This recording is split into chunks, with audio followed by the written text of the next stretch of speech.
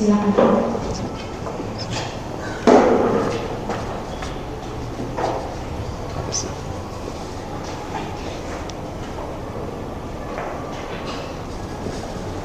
Shalom Bapak Ibu. Sekali lagi shalom. Bagaimana kabarnya? Luar biasa ya, karena kita maunya Allah yang luar biasa. Masih semangat semuanya? Masih semangat. Masih semangat kita miring Tuhan ya, sampai pada akhirnya kita sama-sama masuk di dalam kerajaan surga. Amin. Semua ingin ke surga? Angkat tangan saudara yang mau ke surga. Haleluya. Ada mau berangkat duluan? Oh, enggak ada yang berangkat duluan. Terima kasih buat Ibu. Perkenalkan, saya namanya Hadi Sutrisno. Saya bersama istri dan anak saya. Anak saya dua. Yang pertama sudah bekerja dan menikah di Bandung. Kemudian anak saya yang terakhir sudah baru lulus tahun ini. Saya bersama Pak Warno dan Ibu. Saya yang diutus untuk berbagi berkat kepada Bapak Ibu. Saya tidak tahu temanya, tiba-tiba Pak Warno sudah memberikan tema itu beberapa hari yang lalu. Kemudian Ibu juga memberikan tema tentang keluarga. Saya kadang-kadang kok tahu ya kalau saya pernah mengalami keluarga yang rusak gitu ya. Jadi saya ini bukan orang baik-baik Bapak Ibu. Saya ini orang yang pernah mengalami keluarga yang hancur, yang sudah ekonominya lebur, hampir tidak bisa kita membiayai anak dua sekolah ya. Tapi karena kepercayaan Tuhan, saya mengalami Tuhan sendiri ya. Kemudian saya asalnya dari Malang Bapak Ibu. Jadi saya masih tinggalnya di Malang juga di Ngawi. Di Ngawi itu karena Tuhan yang suruh kita ke Ngawi. Jadi di Ngawi ini saya latar belakangnya ada pendidikan guru S1-nya, kemudian Tuhan izinkan saya untuk melanjutkan S2 teologi di Solo, Surakarta. Jadi saya ini guru pada di Malang Bapak Ibu. Kemudian Tuhan utus saya untuk mengalami Tuhan, saya pindah ke Ngawi Bapak Ibu. Sekarang saya jadi pedagang di Ngawi gitu ya. Saya nggak cerita banyak, nanti waktunya biar nggak terlalu panjang. Judul tema firman hari ini adalah family drama atau drama keluarga ya. Kita mau ngobrol-ngobrol tentang drama keluarga. Saya kira Bapak Ibu juga senang sekali ya dengan drama-drama keluarga. Suka nonton dengan drama-drama Korea. Nah ini benar mudah-mudinya sini ya. Pasti itu suka nonton drama Korea. Pernah nggak Bapak Ibu nonton drama Korea 3 hari 3 malam? Pernah nggak? Nggak pernah ya.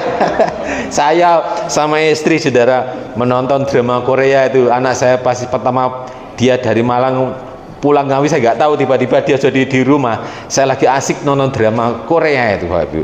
Nah, setelah Tuhan memulihkan keluarga, memulihkan pekerjaan, saya juga terlibat menikmati saudara. Jadi saya seakan-akan lupa bahwa itu adalah Tuhan membawa saya ke Ngawi itu tidak hanya dipulihkan tapi menjadi berkat bagi banyak orang.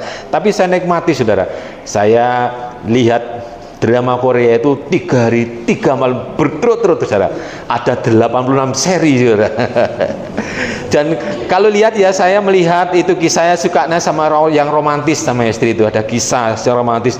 Saya lihat drama itu mulai kecil dia bersekolah, berteman, bersahabat, temannya baik, kemudian saya guyon di sekolahnya, kemudian surat-suratan, kemudian dia lama-lama berubah di SMP, kemudian SMA masih ketemu lagi di sekolah sama, kemudian pisah.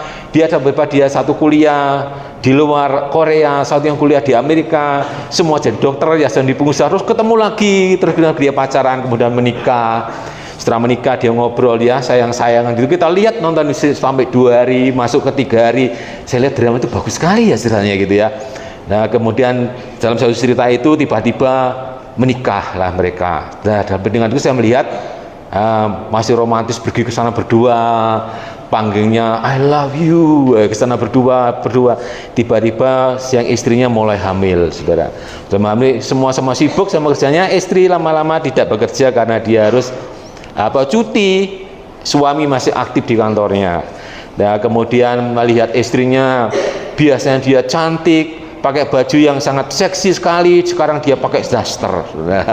Lah suaminya saya lihat di situ dia mulai jarang pulang tepat waktunya, pulangnya molor-molor sampai malam. Kita lihat jam 12 dia mulai kerja malam ditemani sekretarisnya. Saya lihat lagi, terus tiba-tiba dia melahirkan, istrinya sudah nggak cantik lagi, itu mulai terjadi saling menuntut, istrinya masih perawatan, dia sudah minta kopi gitu ya, istrinya masih ambil sendiri sana gitu. Dia berdiri pertengkaran, semua suami istri bertengkar, yang lihat kok bisa bertengkar ya, kita romantis bisa bertengkar, terus anaknya nangis lagi saudara. kemudian berikutnya istrinya dia marah-marah, istrinya minta pulang ke orang tuanya, dia anaknya lari dibawa naik bis, saudara. Suaminya masih hidup, dilihat sudah nggak ada semua, dia bingung, cari lagi, sudah ketemu lagi, tengkar lagi, berkumpul lagi. Setelah berkumpul lagi, dia mengandung lagi sama anaknya 2, bertengkar lagi. Saudara, lama-lama cerita itu berakhir rumah tangga itu menjadi ribut karena hadirnya pihak ketiga di situ. Selingkuhannya sudah dibawa pulang karena lihat istrinya kok tiap hari pakai daster, terus biasanya pakai lipstik, sekarang nggak ada lipstiknya, uang sudah dikasih uang untuk beli lipstik ya nggak beli lipstik. Dia ngurusi anak, namanya ibu ya, ibu itu ngurusi anak-anaknya gitu ya. Tadi bapaknya kan minta diurusi juga sama ibunya, bapak itu juga nakal sekali, nggak mau ngurusi anak-anak. Sudah saya lihat drama itu lama-lama cerita itu berseri bertahun-tahun dan berakhirnya cerita itu semua keluarga menjadi bubar, saudara, minta perceraian. Bapak Ibu, kalau kita melihat keluarga ini kok bisa ya terjadi drama keluarga. Drama itu adalah kisah atau kejadian atau serangkaian kisah atau serangkaian kejadian yang tak terduga tapi penuh konflik dan emosi dan menyita waktu yang luar biasa. Itu namanya drama. Apa ada Pak drama keluarga? Kayaknya banyak ya drama keluarga. Kita melihat saudara kita, bahkan saya juga punya keluarga, saudara. Dia sudah pertama kali ikut saya ke gereja, kemudian bersama ikut kerja di tempat saya, tiba-tiba dia berpacaran seorang pegawai bank, akhirnya dia terpikat, dia keluar, dia menikah, dikira kalau pacaran banyak duit, wah keluarga itu bisa bahagia, dia menikah, keluar, tinggalkan Yesus, saudara. Ya, sangat ceritanya hidupnya tidak bertambah baik, tetapi hutang sana, kelihatan suaminya selingkuh, tengkar lagi. Saya datang lagi kembali sama Yesus, dia menangis. Ternyata orang Kristen keluar dari Yesus juga mengalami drama keluarga, saudara. Tapi juga ada orang Kristen juga mengalami drama keluarga itu sendiri. Jadi konflik di dalam keluarga tidak selesai, saudara. Jadi apa sih yang menyebabkan kok terjadi drama keluarga? Kita akan belajar bersama-sama ya. Yang pertama, drama keluarga itu terjadi karena dasar kepribadian setiap orang itu rapuh. Coba saya mau minta bantuannya dibaca dalam Injil Lukas pasal 6. Injil Lukas 6 ayat 47 sampai 49. Lukas 6 ayat 47 sampai 49. Setiap orang yang datang kepadaku dan mendengarkan perkataanku serta melakukannya, aku akan menyatakan kepadamu dengan siapa ia dapat disamakan. Ia sama dengan seorang yang mendirikan rumah. Orang itu menggali dalam-dalam dan meletakkan dasarnya di atas batu. Ketika datang air bah dan banjir melanda rumah itu tidak dapat digoyahkan karena rumah itu kokoh dibangun. Akan tetapi barang siapa mendengar perkataanku tetapi tidak melakukannya, ia sama dengan seorang yang mendirikan rumah di atas tanah tanpa dasar. Ketika banjir melandanya, rumah itu segera rubuh dan hebatlah kerusakannya. Ya, anak laki-laki yang baru lahir tumbuh jadi dewasa, baik laki-laki atau perempuan, kepribadian mereka itu dibentuk dari orang tua, karena orang tua dekat sekali dengan anak-anak, dengan orang tua, dengan lingkungannya, dan mereka itu terbentuk dari orang tua dan lingkungannya.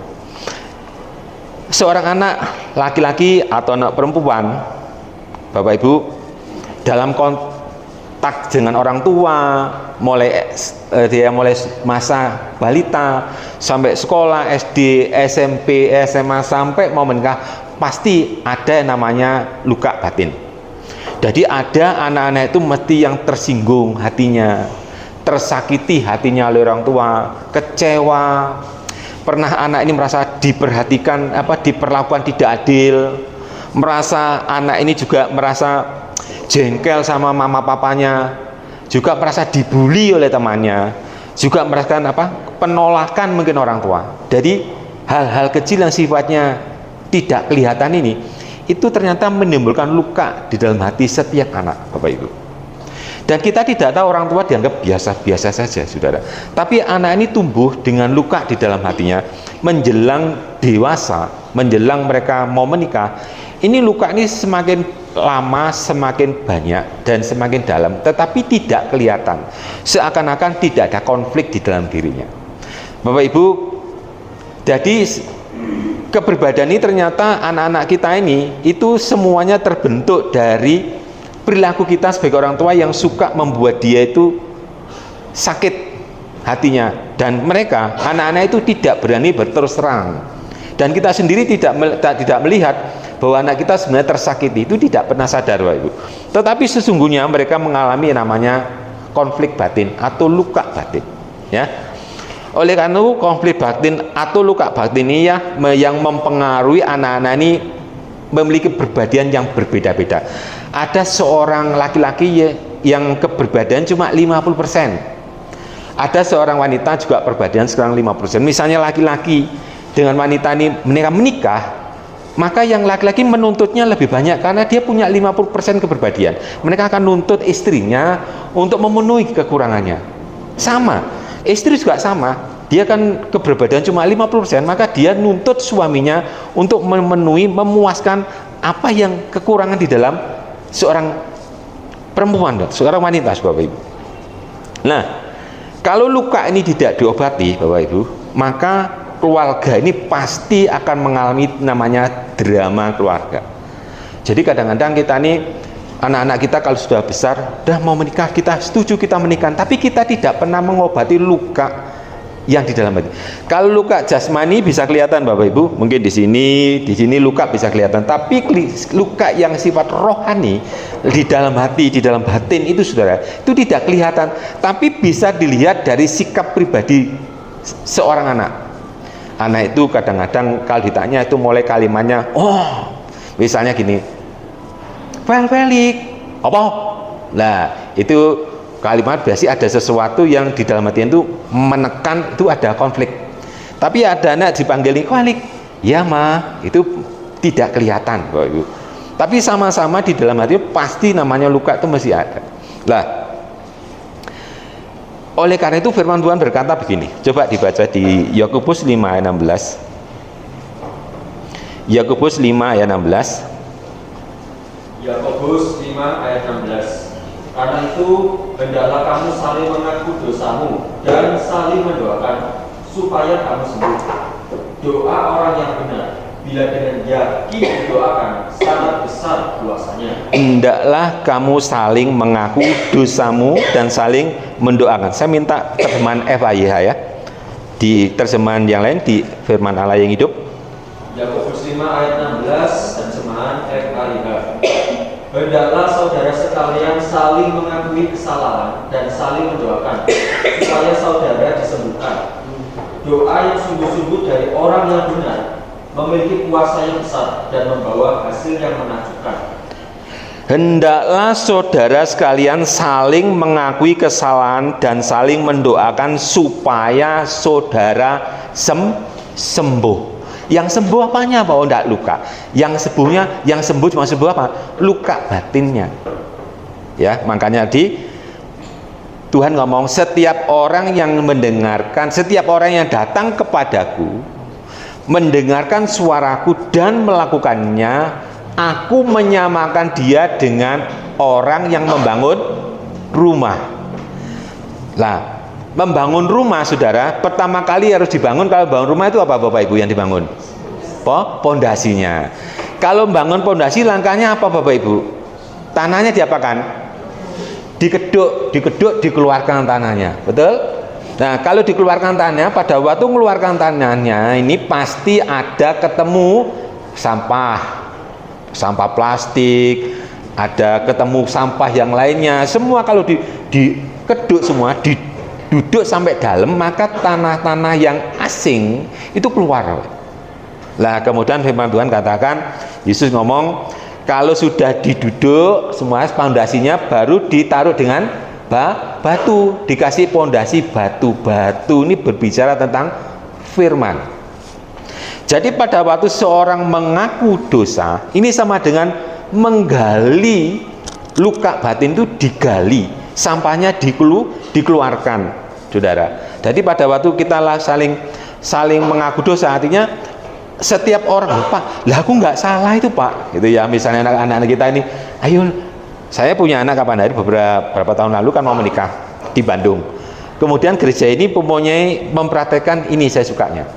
Jadi sebelum dia menikah, saya bilang sama anak saya begini, nanti kalau kamu mau menikah, istri kamu harus mengadakan pemberesan atau pemulihan keluarga sama mama papanya.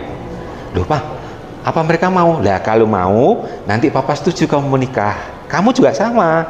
Kamu sama papa harus mengadakan pemulihan, pemberesan. Kamu mesti punya luka sama papa mama. Walaupun kamu sekarang bilang tidak, pasti itu ada. Sejak kecil sampai kamu mau menikah mesti ada. Itu kan ada pemberesan dulu sebelum kamu sepakat mau menikah. Dia bilang, ya nanti kalau kamu setuju, nanti baru padakan kita hitung kita tentukan cara pernikahannya.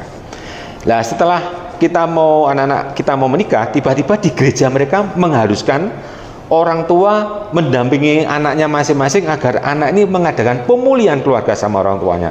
Wah, dia telepon dari Bandung, Pak, ternyata di gereja ini ada Zoom, karena pada waktu masih corona, ada Zoom pemulihan keluarga Pak. Jadi Bapak ikut Zoom saja, semua harus didampingi oleh orang tuanya.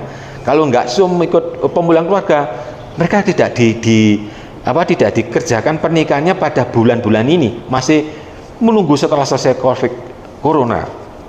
Nah, karena itu persyaratan dari gereja itu, saudara. Saya bilang terima kasih Tuhan, karena ini kan termasuk ada di Alkitab, saya bilang gitu. Akhirnya kita singkat ceritanya, kita Zoom semua, karena itu juga beberapa di gereja itu yang menikahkan tidak satu orang tapi banyak orang, sehingga Zoomnya cukup banyak. Lah, Bapak Ibu, ternyata dasar sebelum menikah, anak-anak ini harus ada pemulihan dulu dengan orang tua, ayah dan ibu. Jadi mereka, pada waktu saya mencoba mempraktekkan ini, anak kita cuma biasa Bapak Ibu, kita memuji Tuhan dulu, tiba-tiba dia saya ngomong, anak saya nggak ngomong apa-apa sudah, cuma saya ngomong, Den, mungkin Papa dulu pada waktu Papa masih belum diberkati Tuhan, Papa pernah marahi kamu yang kamu bikin sakit hati. Saya cerita masa lalunya, dia menangis sudah, dia mulai menangis dan terus laki-laki saudara, ini anak saya laki-laki tidak mau pernah nangis, tapi pada saya menceritakan saya pernah nyakiti dia, Papa kamu sakit apa dengan perkataan Papa? Kamu pernah mengalami perkataan Papa menyakiti hatimu apa?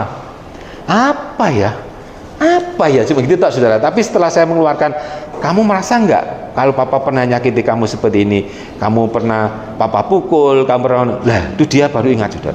Kalau sudah nangis saudara, kita peluk, dan akhirnya dari tangis-tangisan keluarga saudara. Saya sama istri juga sama mama, sama-sama saudara. Setelah peluk dia minta maaf sampai bendul meripati, nggak mau nangis, dan itu harus nangis karena dia mengungkapkan kejengkelan, diungkapkan ternyata juga kecintaan itu pernah ngalami semua. Padahal anak saya ini tidak pernah menangis saudara. Nah setelah terjadi itu ternyata saya merasakan damai saudara, sama anak suka mengalami begitu. Bapak Ibu, ternyata luka batin ini mempengaruhi dengan kepribadian seseorang, ya. Jadi supaya anak-anak kita ini menjadi anak-anak yang mendengar perkataan Tuhan, melakukan firman Tuhan, dan dia selalu dekat sama Tuhan, maka sebelum mereka nanti menjelang dewasa atau mau menikah Bapak Ibu, atau mau bekerja, mereka harus dibereskan dulu namanya konflik batin atau luka batin. Nah pada waktu itu saya bilang begini, sekarang sudah selesai Mama dan Papa pemberesan Den, ayo sekarang Denny yang sakit hati sama Denny siapa, diinget-inget nanti, dan Denny datang gitu. Nah sekarang ternyata dia punya konflik, Pak, aku gak salah tapi aku disakiti orang Pak, itu kan harusnya dia minta maaf ke saya gitu. Betul loh ya. Jadi misalnya saya sama Pak Warno ini datang, tiba-tiba saya marah-marah sama Pak Warno ini, padahal Pak Warno nggak punya salah apa-apa sama saya, tak marahi Pak Warno ini sehingga Pak Warno bikin tersinggung, istrinya juga tersinggung. Saya pulang merasa nggak salah saudara. Menurut Bapak Ibu yang harus minta maaf itu Pak Warno apa Pak Hadi? Pak Warno yang tak sakiti, yang nyakiti saya yang marah-marah sama beliaunya. Yang sakit hati Pak Warno nggak bisa tidur saudara, tapi yang harus minta maaf, Yesus mengajarkan yang harus minta maaf Pak Warnona apa Pak Hadinya? Pak Hadi. Bu, ini luar biasa. Yang harus minta maaf yang mana? Pak Hadi.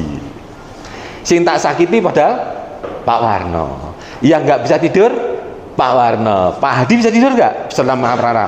Bisa. Yang nggak bisa tidur Pak Warno. Yang harus minta maaf Pak Hadi. Yuk kita baca Matius 5 ayat 23-24. Matius 5 ayat 23-24. Matius 5 ayat 23 sampai 24. Sebab itu jika engkau mempersembahkan persembahanmu di atas mezbah dan engkau teringat akan sesuatu yang ada dalam hati saudaramu terhadap engkau, tinggalkanlah persembahanmu di depan mezbah itu dan pergilah berdamai dahulu dengan saudaramu, lalu kembali untuk mempersembahkan persembahanmu itu. Yang pertama, jikalau kita ingin memberikan persembahan kepada Tuhan, teringat di dalam hati saudara terhadap saudaramu. Dari hati saudara ini merasa pegel terhadap saudaramu, maka tinggalkan persembahan. Jangan dimasukkan dulu persembahannya, nanti nggak diterima sama Tuhan. Tapi datang berdamai dulu dengan orang itu. Satu lagi, Markus 11 ayat 25-26. Markus 11 ayat 25-26. Markus 11 ayat 25-26. Dan jika kamu berdiri untuk berdoa, ampunilah dahulu sekiranya ada barang sesuatu dalam hatimu terhadap seseorang, supaya juga Bapamu yang di surga mengampuni kesalahan-kesalahanmu. Tetapi jika kamu tidak mengampuni, maka Bapamu yang di surga juga tidak akan mengampuni kesalahan-kesalahanmu. Dan jikalau kamu untuk berdoa, jadi kita ini mau berdoa, mau minta Tuhan, saya besok itu butuh kekuatan, butuh hikmatmu karena saya mau ujian. Terus Tuhan begini, ampunilah dahulu sekiranya ada barang sesuatu dalam hatimu, Tuhan ngomong gitu, terhadap seseorang. Jadi saat saya berdoa, hati saya ini merasa jengkel terhadap seseorang, Tuhan bilang ampuni dulu. Nah, sekarang prakteknya tadi Pak Warno yang saya marah-marahi sama Magi, maka tidak akan pernah mengalami damai sejahtera karena mereka membawa luka sendiri-sendiri, luka masing-masing. Maka kalau diteruskan mereka akan mengalami yang disebut dengan drama keluarga. Caranya gimana Pak? Mereka harus dirubah tujuannya. Suami, ini sudah jadi suami sekarang Pak Sudan, ini istri. Sekarang tujuannya suami, biasanya saya punya tujuannya untuk cita-cita untuk ini, istri ya sama ini. Nah, kalau mau mengakhiri drama keluarga Pak, ini harus berubah.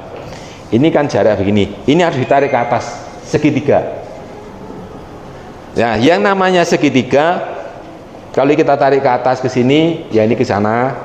Di sini kita sebut dengan Tuhan, ada di tengah-tengah ini Tuhan. Kalau suami berfokus tujuan dia menikah, fokusnya untuk Tuhan, dan istri tujuan menikah fokusnya sekarang untuk Tuhan, maka dia berdua berjalan bersama-sama. Nanti akan lama-lama akan ketemu dalam satu titik, ada di tengah-tengah di atas, itu tujuannya sama-sama untuk Tuhan. Coba dibaca dulu ya firman Tuhan. Kolose 3 ayat 23. Bagaimana caranya supaya mereka bersama berubah tujuannya? Kolose 3 ayat 23. Kolose 3 ayat 23. Kerjakanlah segala tugas saudara dengan sungguh-sungguh dan dengan senang hati, seakan-akan saudara sedang bekerja untuk Tuhan dan bukan hanya untuk tuan saudara. Yang terjemahan baru TB. Terjemahan baru Kolose 3 ayat 23. Apapun juga yang kamu perbuat, perbuatlah dengan segenap hatimu seperti untuk Tuhan dan bukan untuk manusia. Nah, keluarga supaya tidak terhindari drama tadi, sekarang istri fokusnya gini, saya sekarang sudah menjadi istri, maka fungsi saya adalah melayani untuk Tuhan. Apa yang saya kerjakan semuanya untuk Tuhan. Suami sama, saya sudah bekerja menjadi suami istri, berarti saya sekarang apa yang saya kerjakan semuanya untuk Tuhan. Suami mengerjakan tugas suami, istri mengerjakan tugas istri, semuanya untuk Tuhan. Kalau istri untuk Tuhan, kalau suami untuk Tuhan, semuanya akan ketemu bersama-sama tujuan semua. Berkeluarga saya adalah untuk Tuhan menghadirkan surga di bumi. Bapak Ibu pernah dengar juga Tuhan, doa Tuhan Yesus di Matius 6 ayat 10, datanglah kerajaanmu, jadilah kehendakmu di bumi seperti di. Tuhan mau keluarga suasana surga hadir di bumi. Jadi Tuhan mau keluarga kita merupakan keluarga yang suasananya surga.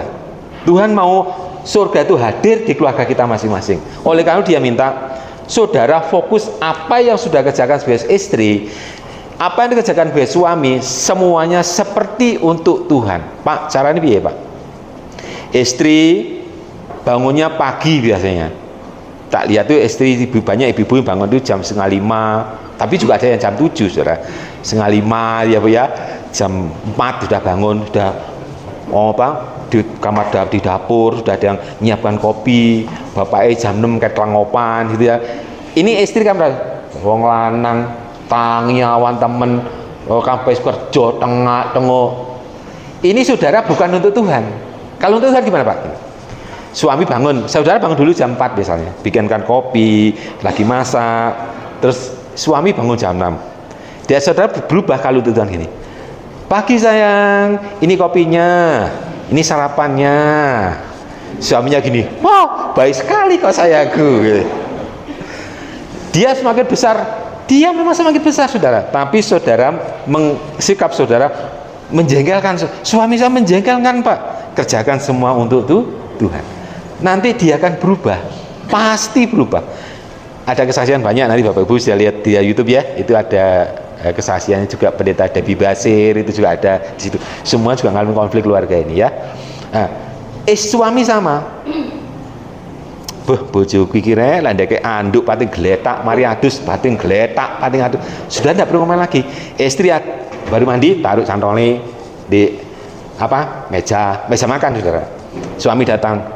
Biasanya kan nih, waduh bojoku pancet ae ndek anduk mari adus di meja. Saudara diam aja. Lakukan untuk Tuhan. Taruh aja jemuran. Lakukan 1 bulan, 2 bulan tidak kelihatan. Setahun, 2 tahun, sampai 3 tahun. Mereka semuanya sampai 5 tahun mereka akan berubah. Terus saya sudah mulai belajar karena Tuhan nyuruh pada waktu depot saya ramai saudara, dan saya mandi lebih duluan. Di dalam hati bikin di sini, istrimu ambilkan pakaian juga untuk mandi. Kamu mandi karena istri lebih sibuk dari kamu. Saya pakai bajunya dia tak cantolin di situ.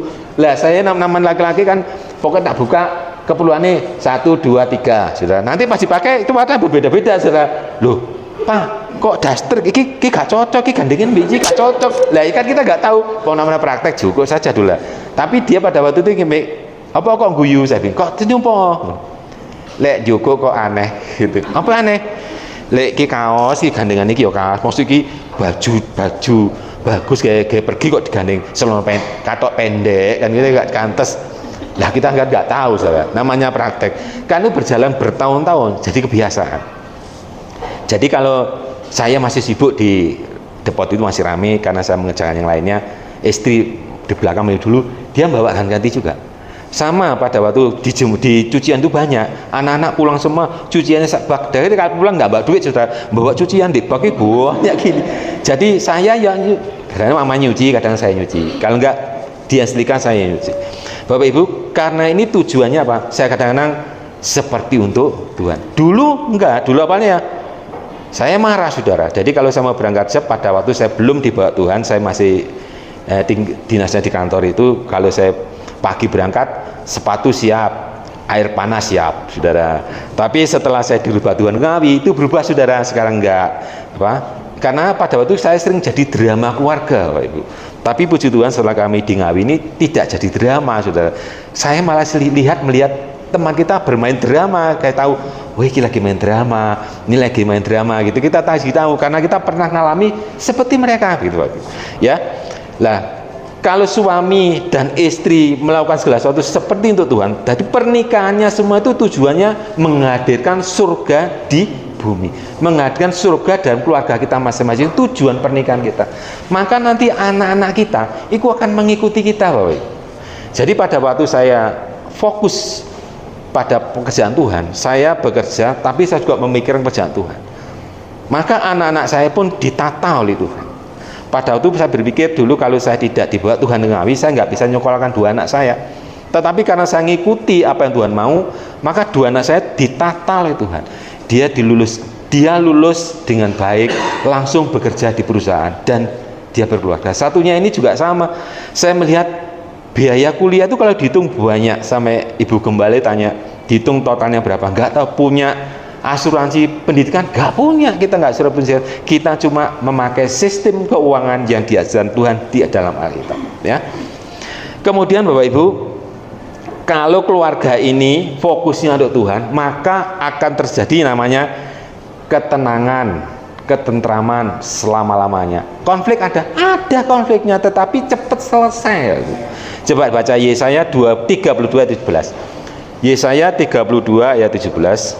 Yesaya 32 ayat 17, di mana ada kebenaran, di situ akan tumbuh damai sejahtera, dan akibat kebenaran ialah ketenangan dan ketentraman untuk selama-lamanya. Di mana ada kebenaran, pasti akan tumbuh damai sejahtera. Akibat kebenaran ini ketenangan, ketentraman, bukan seminggu, tapi selama-lamanya. Bapak Ibu, ada masalah tetap ada, tetapi karena damai itu lebih besar, masalah cepat selesai. Apa? Karena suami istri ini tujuannya, fokusnya sudah tamat. Kak sudah merasa kecewa, pegel sama suaminya, karena mungkin karena apa? Karena ibu-ibu itu kadang-kadang apa ya Bapak Ibu? Ibu-ibu ini atau perempuan ini kadang-kadang membuat kita ini bingung. Coba saya begini. Ini kan banyak ibu-ibunya ya Pak. Coba bapak-bapak bener enggak gitu? Ibu-ibu ini punya karakternya seperti Raja Nebukadnezar. Bapak tahu nggak Nebukadnezar? Lah kita suami ini dituntut kayak Daniel.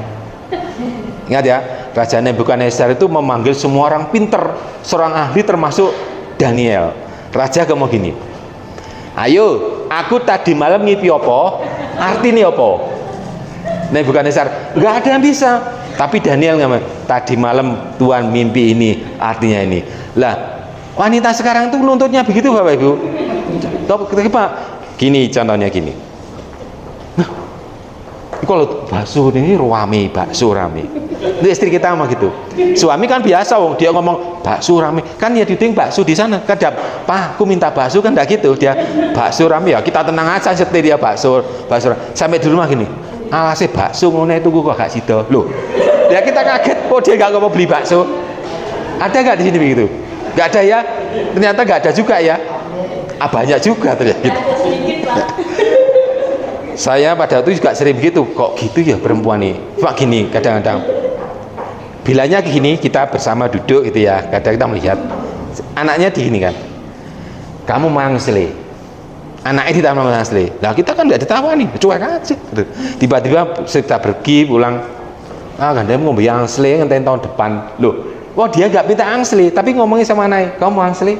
Nggak nawar gitu, Pak, aku minta angsli. Itu kan lebih jelas. Enggak, perempuan itu enggak jelas ke suaminya. Kamu mau angsli, tapi bukan ke suaminya, ke anaknya. Lah, suami kan nggak tahu. Diam aja, saudara. Nanti sampai di rumah. Si aneh angsli pipiro regani ya rasa tuku lah gitu. Lah kita bingung. Bapak Ibu, itu namanya bisa menjadi ibu-ibu sekarang jangan begitu ya. Ibu tidak boleh begitu. Ini saya pada waktu kata begitu, ternyata di Jakarta juga sama. Di Jakarta, di Tangerang saat kita mau pelulusan itu, ternyata ibu ditanya seperti ini sama. Ibu, berarti sama ya. Jakarta Ngawi, Jogja cuma sama juga ya ibu-ibu itu. Jadi bapak-bapak kadang-kadang bingung.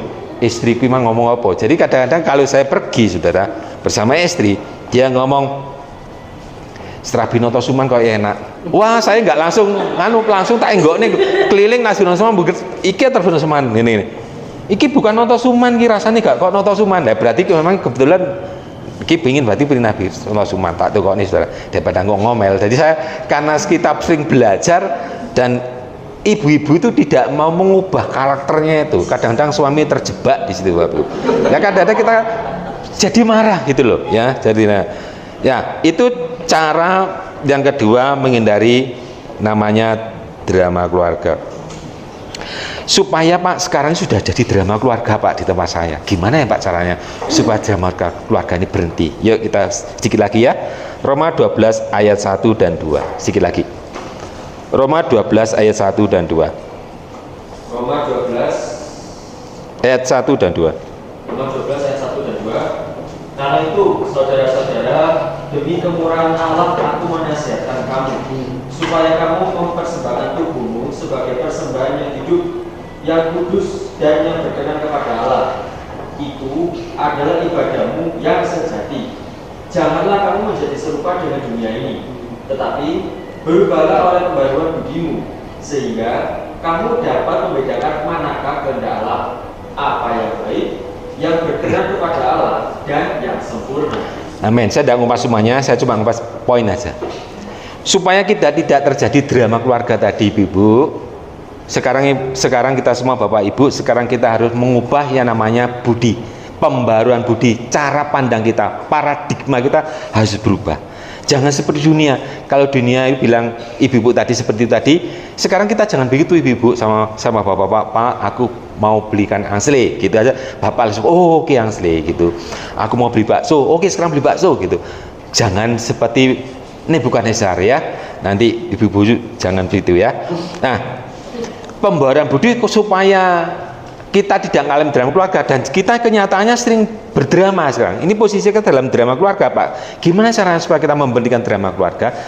Maka pembudi kita, pola pikir kita harus berubah. Nah, ada 3 hukum perubahan. Ada seorang ahli teologi ya, Dr. Jonathan Wirwadi mengatakan begini. Ada 3 macam perubahan hukum yang berlaku di seluruh manusia ini. Yang pertama adalah perubahan itu bersifat personal, pribadi ya, gak bisa kalau ayo berubah bareng, gak bisa. Perubahannya harus bersifat sendiri-sendiri. Kita gak bisa nuntut orang lain berubah, tapi kita sendiri yang harus berubah. Yang pertama. Yang kedua, perubahan adalah mungkin. Jadi kalau perubahan mungkin, maka setiap orang bisa berubah. Kalau nggak berubah, ya kita tetap namanya tidak berubah. Kenal Yesus, tidak kenal Yesus, tetap tidak ada perubahan. Jadi hidupnya antara orang yang percaya Yesus, nggak percaya Yesus kok sama. Mana perubahannya nggak ada? Yaitu namanya tidak mengalami perubahan. Yang ketiga, perubahan itu menguntungkan. Artinya kalau kita mengenal Yesus itu sekarang posisi ada di A, dan kita mengalami perubahan yang lebih baik lagi, kita mau berubah, itu akan mulai perubahan lagi. Pak, ikut Yesus itu nggak penak. Iya, memang ikut Yesus nggak penak. Siapa yang bilang ikut Yesus penak, saudara? Saudara kalau dibilang ikut Yesus itu penak, saudara ikut Yesus diberkati, saudara dibohongi. Ikut Yesus itu tidak penak, saudara. Makanya banyak orang yang tidak mau ikut Yesus. Apa orang ikut Yesus? Coba nggak penak gimana, Pak? Saya mau korupsi, boleh nggak ikut Yesus? Gak boleh. Kalau gak ke Yesus, boleh. Saya korupsi, saya mau korupsi, ini tak belikan tanah. Makanya orang-orang yang tidak percaya Tuhan, dia lebih bebas hidupnya. Seakan-akan Tuhan tidak pernah menegur, seakan-akan Tuhan tidak pernah memperingatkan. Mereka bebas. Sampai pemazmur itu di dalam Mazmur 73, baca sendiri di rumah. Dia merasa sedih hatinya dan dia merasa iri. Loh, kok orang-orang yang gak taat zaman itu, saudara, kok tambah kaya-kaya ya? Sedangkan pemazmur itu yang hidupnya menjaga Taurat Tuhan, hidupnya pas-pasan kok. Tapi setelah pada waktu dia memutuskan untuk mau keluar dari kepercayaannya, dia mau ngikuti mereka, tiba-tiba Tuhan berbicara lebih dalam lagi. Nah, ternyata di ayat 7 juga terus ke bawah itu, mereka memang diizinkan Tuhan, mereka disiapkan untuk diapakan, Bapak Ibu? Dibinasakan ya. Kalau kita ini kan dipas supaya kamu nggak jatuh, tapi Tuhan tidak pernah meninggalkan kita ya. Masih ingat pada waktu Pak, tetangga saya itu Pak tidak jadi Kristen Pak, dulu Kristen, sekarang nggak Kristen, buka toko bangunan gede Pak, bahkan sana pembelinya tokonya bisa 3. Ini kisah nyata, sudah. Saya punya keluarga, dia Kristen, tapi dia menikah dengan orang bukan Kristen, bukan tambah melarat, sudah. Tambah sugih, tokonya ada 3, bangunan semua, anak-anaknya semua, tapi anaknya nggak jadi, Pak. Ya. Nah, sedangkan kita orang Kristen kok pas-pasan ya Pak, lari berdoa sama Tuhan. Karena Tuhan saking sayangnya Bapak Ibu sama kita, sehingga Tuhan tidak mau Tuhan kehilangan kita. Maka Tuhan mau kita terus bergantung kepada Dia. Tetapi apa kita jadi miskin? Tidak. Tuhan pasti cukupkan segala sesuatunya tepat pada waktu. Saya mengalami sendiri pada waktu saya keluarga, hampir tidak bisa sekolah anak-anak saya, saudara. Walaupun saya pada waktu bekerja di suatu yayasan yang terbesar di Malang, tapi saya hampir tidak bisa sekolahkan karena kebutuhan makin banyak. Tetapi setelah saya keluar, Tuhan, saya mau jadi apa nanti kalau keluar? Pekerjaan itu cuma sarana Tuhan untuk memberkati kita. Apa yang Tuhan berikan pekerjaan itu cuma sarana, saudara. Tapi Dia memberkati, mencukupkan. Pada waktu dua anak-anak saya ini sudah lulus kuliah semua di perguruan tinggi yang ternama semuanya, pada saya hitung biayanya banyak dipikirkan, kalau itu tidak mampu. Tetapi saya hitung dari mana ya biaya itu, tiba-tiba mereka lulus semuanya. Karena apa? Karena kita bergantungnya kepada Tuhan. Bapak Ibu masih ingat Tuhan Yesus berkumpul dengan 5.000 orang laki-laki saja, ada 2 ikan dan 5 roti. Pada waktu itu Yesus berkata sama muridnya yang bernama Filipus, di mana kita mau beli roti? Filipus harusnya jawabnya gini, di sebelah Tuhan, harusnya begitu. Tapi Filipus nggak begitu jawabnya. Filipus sama gini, 200 dinar duit ini loh Tuhan, nggak cukup ngasih makan segini. Ini 200 dinar itu setara dengan 10 juta. Oh, dia ngomong kebutuhannya 10 juta loh Tuhan, nggak cukup.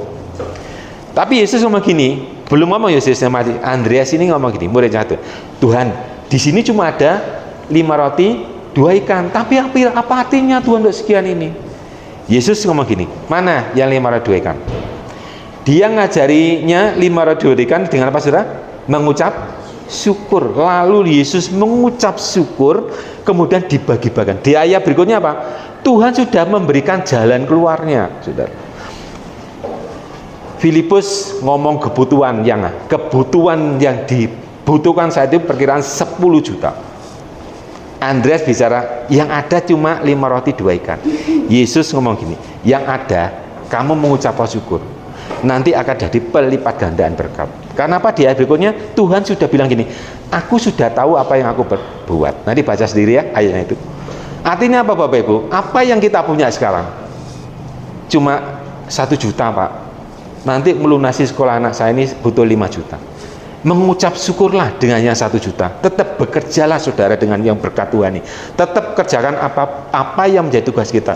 Tapi jangan grudel, jangan ngomel, tapi mengucap syukur. Karena Tuhan dengan mengucap syukur, Dia tahu bahwa saudara itu akan memberikan jalan keluar tepat pada waktunya, pada tanggalnya. Saya mulai tahun 2004 Bapak Ibu masuk di Ngawi, dan itu mulai masukkan anak saya sekolah SMP di Ngawi. Sampai mereka selesai, dan tahun ini sudah selesai yang terakhir. Itu saya dihitung kalau hitung uangnya, itu tidak mungkin Bapak Ibu. Karena saya kalau kita lihat hasil usaha yang dibuat itu dipandang orang seberapa ya? Satu mangkok mie bakso, mie, kalau sini mie mungkin mie ayam ya, kalau di Malang itu cuy mie bakso itu paling enggak 15.000. Kalau untuk nyekolahkan anak sekarang ini harganya sudah jutaan. Ini apa ya bisa ya? Tapi kalau kita mengucap syukur dengan apa Tuhan berikan, dengan pekerjaan kita, berapapun hasilnya, Tuhan akan cukupkan apa yang kita butuhkan tepat pada waktunya. Ya, ada 3 fase perubahan Bapak Ibu dalam keluarga itu. Yang pertama, fase bulan madu. Lah pada fase bulan madu ini setiap karakter pribadi per orang ini tersembunyi. Tadi sukanya ya namanya juga seneng-seneng ya, namanya bulan madu. Nanti madunya habis, tinggal lebahnya, gitu ya. Ya toh? Kalau bulan madu itu kalau madunya sudah habis, tinggal lebahnya.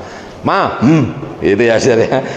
Itu fase bulan madu yang pertama di alam sejarah. Yang kedua adalah fase padang gurun. Lah pada fase padang gurun inilah karakter asli dari suami istri mulai nampak, mulai saling menuntut. Ya, saudara.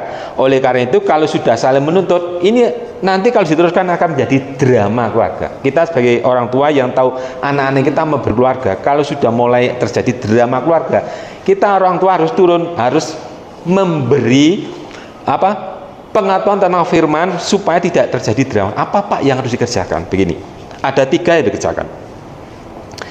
Biasanya pasangan ini, suami istri biasanya ini, aku mau mengubah pasanganku.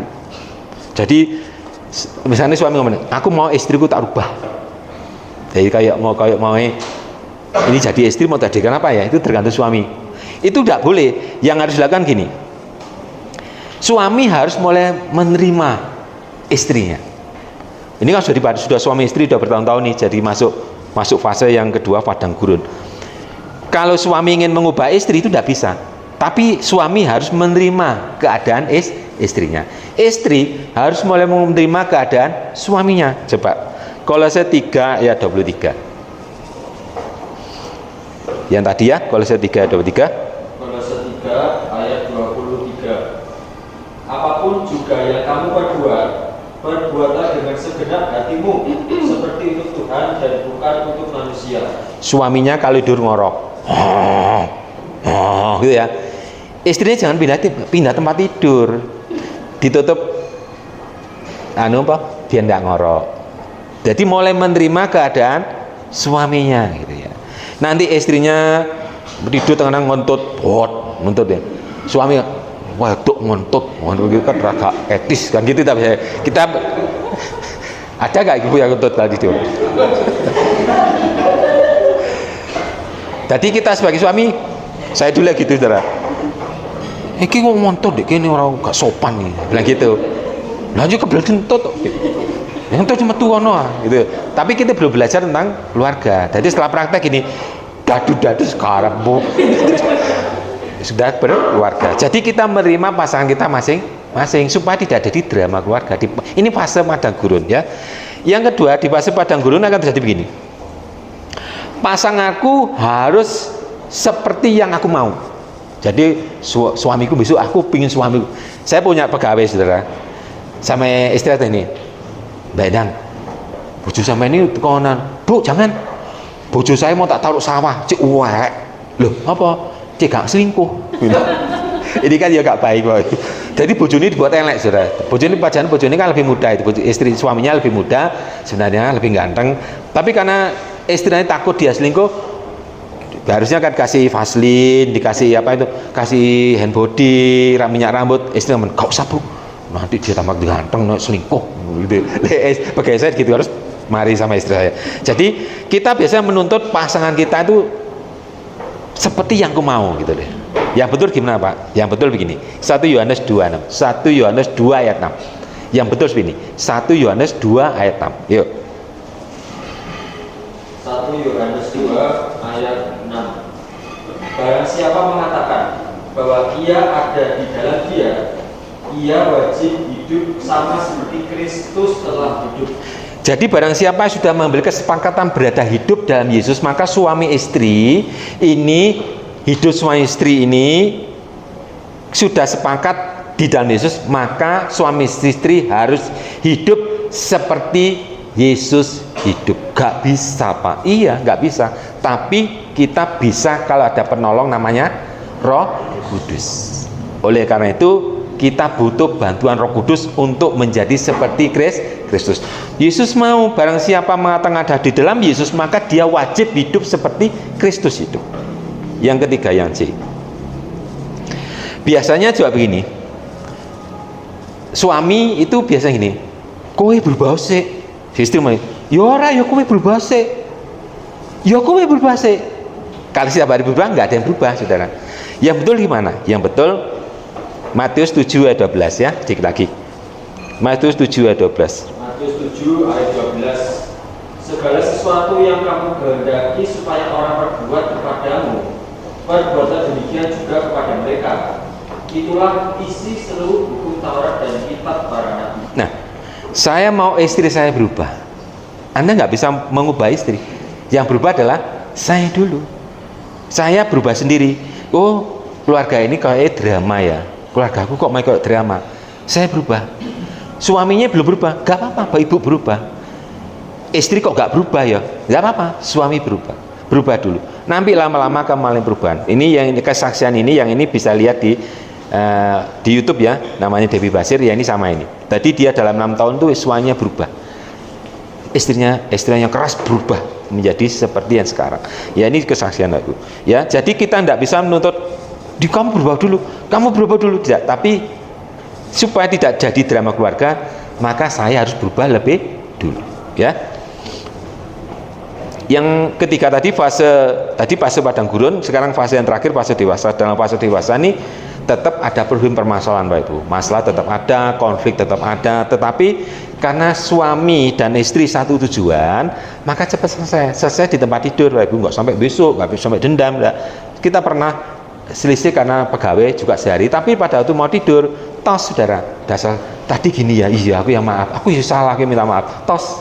Nah itu saudara, jadi tos terus tidur saudara. Jadi selesai di situ temannya. Kenapa? Karena sudah satu tujuan. Kok gampang prakteknya? Awalnya nggak gampang kok ibu belajar, karena sudah bertahun-tahun, jadi seperti kebiasaan ya. Ini waktunya sudah cukup panjang, tapi sebenarnya ada satu lagi, saya singkat saja terakhir dan tidak saya pakai ayat ya. Sekarang pemeran drama di dalam keluarga ini, ya biasanya kalau sudah lihat drama kan ada terakhirnya endingnya pemerannya A, B, C gitu kan. Di dalam drama itulah pemeran drama itu ada 3 Bu. Pemeran drama yang pertama kali yang ikut bermain drama dengan kita, yang pertama adalah iblis. Iblis itu bermain drama dengan kita Bapak Ibu. Jangan lupa, masih ingat ceritanya Adam dan Hawa? Adam itu keluarga yang harmonis, hampir sempurna saudara. Tetapi iblis datang membujuk Hawa saudara. Lah kehadirannya iblis ini menjadi pemeran antagonisnya saudara, sehingga Hawa terpikat jadi drama keluarga Adam dan Hawa ya. Pemeran yang kedua Tuhan juga ikut main drama Bapak Ibu. Masih ingat saat Maria bertunangan dengan Yusuf, ada Yahudi pada waktu itu kalau namanya bertunangan itu tidak boleh campur. Kalau sekarang kan enggak, belum tunangan aja sudah gandengan ma, pa, gitu loh. Anak-anak muda sekarang itu loh, sini nggak ada anak muda ya, nggak ada anak muda di sana loh Saudara, kalau sini nggak ada. Anak-anak muda sekarang itu panggilnya ma, pi, belum nikah, belum pacaran, si pacaran kenal itu loh, manggil suratnya itu mami sayang, gitu Saudara. Nah, Tuhan pada itu Maria dan Yusuf sama saudara. Maria lagi tunangan dengan Yusuf, mereka belum nikah saudara. Tapi dalam adat di Yahudi itu pada zaman itu memang tidak boleh campur. Kalau ketahuan maka mereka harus dihukum saudara. Lah tiba-tiba datang malaikat, Tuhan menyuruh malaikat datang, Maria hamil dan akhirnya melahirkan seorang anak laki-laki padahal Maria belum menikah saudara. Itu terjadi konflik keluarga gitu. Konflik jadi drama keluarga Maria dengan Yusuf loh kok ada hamil saudara, tetapi Tuhan bertanggung jawab dengan drama itu sehingga Yusuf mengakhiri dramanya menerima Maria. Yang ketiga kita sendiri yang main drama ya, ada 3 pemeran drama di situ ya. Lah Bapak Ibu, sore hari ini tidak saya perpanjang lagi, inti dalam drama tadi adalah setiap pribadi ya, kita harus berubah, fokus tujuan semua seperti untuk Tuhan. Kita gak bisa nuntut istri berubah, kita yang berubah ya. Mungkin itu, mari saya undang